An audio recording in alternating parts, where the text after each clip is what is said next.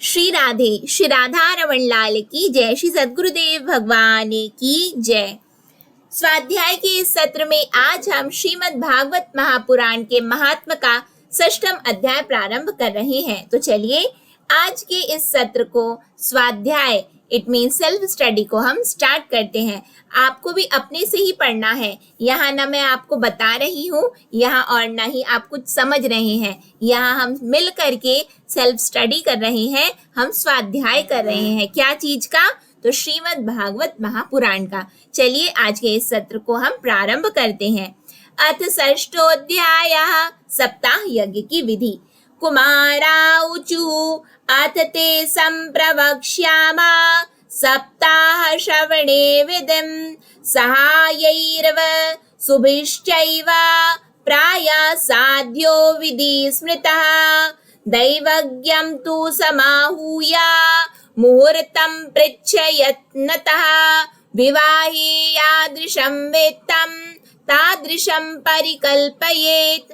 श्री सनकादि कहते हैं, नारद जी अब हम आपको सप्ताह श्रवण की विधि बताते हैं। यह विधि प्रायः लोगों की सहायता और धन से साध्य कही गई है। पहले तो यत्न पूर्वक ज्योतिषी को बुलाकर मुहूर्त पूछना चाहिए तथा विवाह के लिए जिस प्रकार धन का प्रबंध किया जाता है उस प्रकार ही धन की व्यवस्था इसके लिए करनी चाहिए। नभस्य अश्विनोर जौचा मार्गशीर्षा सुचिर्नभा एते मासा कथारंभे श्रोतॄणां मोक्ष सूचका मासानां विप्रहेयानि तानि त्याज्यानि सर्वथा सहाश्चेतरे तत्र कर्तव्यासोद्यमाश्च ये देशे देशे तथा सेयं वार्ता प्रेष्या प्रयत्नतः भविष्यति कथा चात्र आगन्तव्यं कुटुम्बभिः दूरे हरि कथा के चेद दूरे चाच्युत कीर्तना स्त्रियः शूद्रादयो चातेषां बोधो यतो भवेत् देशे देशे विरक्ता ये वैष्णवा कीर्तनोत्सुका तेषवेव पत्रं प्रेष्यं चातल्लेखनम् इतीरितं सतां समाजो भविता सप्तरात्रं सुदुर्लभा अपूर्वरसरूपैव कथा चात्र भविष्यति।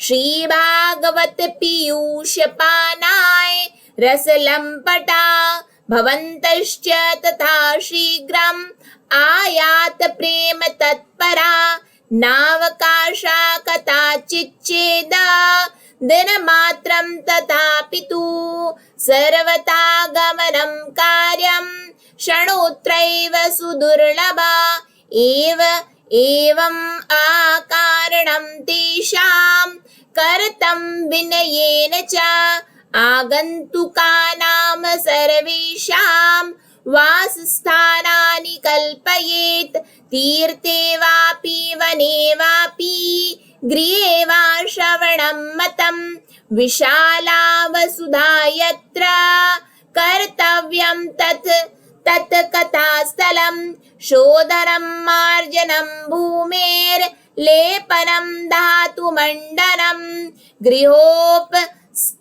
गृहोपस्करम् उद्धृत्य गृहकोणे निवेशयेत् अरवाक् पञ्चाहतो यत्नादास् तीर्णानि प्रमेलयेत् कर्तव्यो मण्डपः प्रोच्चै कदलीखण्डमण्डितः फलपुष्पदलैर्विश्वग्वितानेन विराजिता चतुर्दिक्षु ध्वजारोपो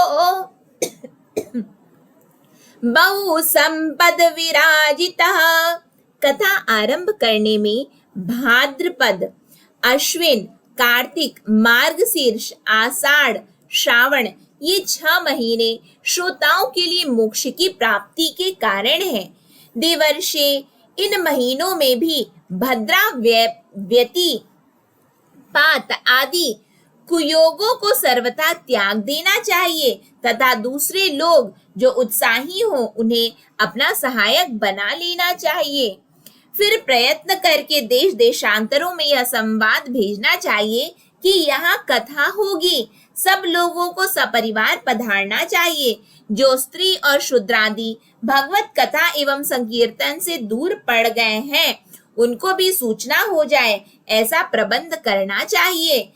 देखिए यहाँ पे कितनी अच्छी बात बताई गई है, यानी कि कोई त्याज्य नहीं है। हमें ये समझना है कि जो हमारी समाज में ये जो कुरीतियां जो फैली हुई हैं, यानी कि जहाँ पे हम क्या बोलते हैं आपस में ही मतभेद किए बैठे हुए हैं, यहाँ पे कितनी अच्छी बात बताई गई है कि सभी को भगवत प्राप्ति का अधिकार है। भगवत प्राप्ति हमारा अधिकार है। इसमें क्या बताया गया कि हमें क्या करना चाहिए, सभी को सूचना देने का प्रबंध कर देना चाहिए, अर्थात सभी कथा सुन सकते हैं। यहाँ पे हम ये समझ सकते हैं। देश देश में जो विरक्त वैष्णव और हरि कीर्तन के प्रेमी हो उनके पास निमंत्रण पत्र अवश्य भेजें। उसे लिखने की विधि इस प्रकार बताई गई है। महानुभावों, यहाँ 7 दिन तक सत्पुरुषों का बड़ा सुदुर्लभ समागम रहेगा और अपूर्व रसमयी श्रीमद् भागवत की कथा होगी। आप लोग भगवद रस के रसिक हैं, अतः श्रीमद् भागवत अमृत का पान करने के लिए प्रेम पूर्वक शीघ्र ही पधारने की कृपा करें।